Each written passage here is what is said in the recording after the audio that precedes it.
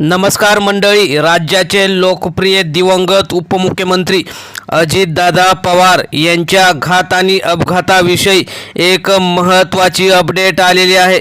अजितदादा यांच्यावर राज्यातून लाखो करोडो लोकांनी प्रेम केलं, परंतु त्यांचा नंतर जो अपघात अशा प्रकारे झाला की त्यामागे अनेक शंका उपस्थित झाल्या होत्या.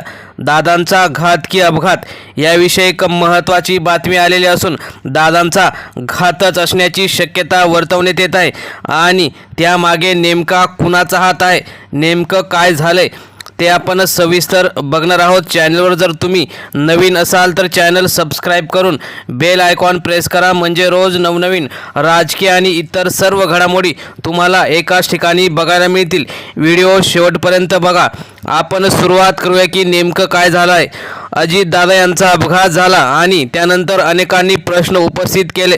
रोहित पवार आमदार आणि अजितदादांचे पुतणे यांनी अनेक पत्रकार परिषदा घेऊन त्याविषयी महत्त्वाचे पुरावे समोर आणले आणि दादांचा अपघात करणारे या सत्ताधारींच्या जवळचेच आहेत असा सुद्धा आरोप केला.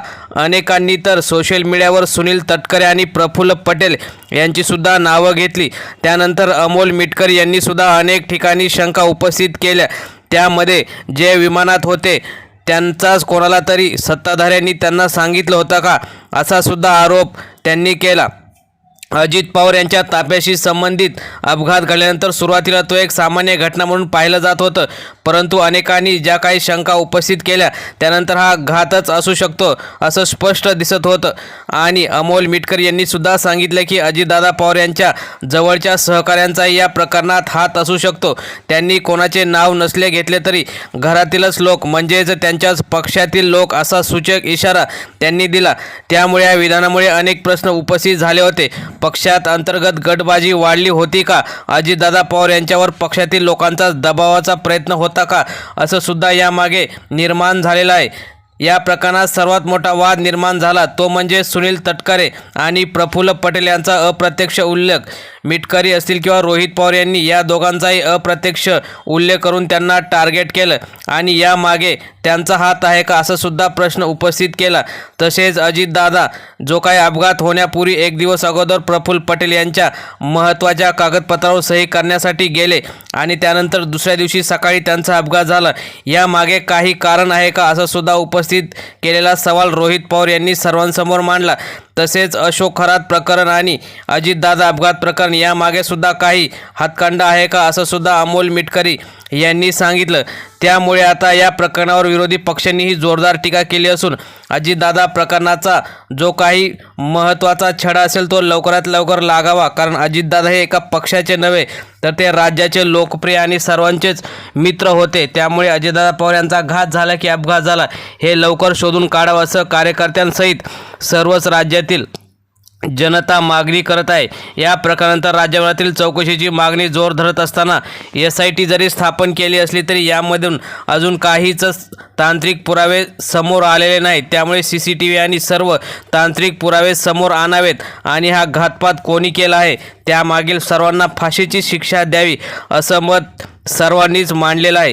त्यामुळे हा केवळ अपघात नसून राजकीय संकेत असू शकतो. अंतर्गत संघर्ष आता नियंत्रणाबाहेर जात आहे. योग्य वेळी उपाय न केल्यास पक्षाला मोठा फटका बसू शकतो. अजितदादा पवार अपघात प्रकरण आता केवळ एक घटना राहिली नसून ती महाराष्ट्राच्या राजकारणातील एक मोठी गूढ कहाणी बनली आहे.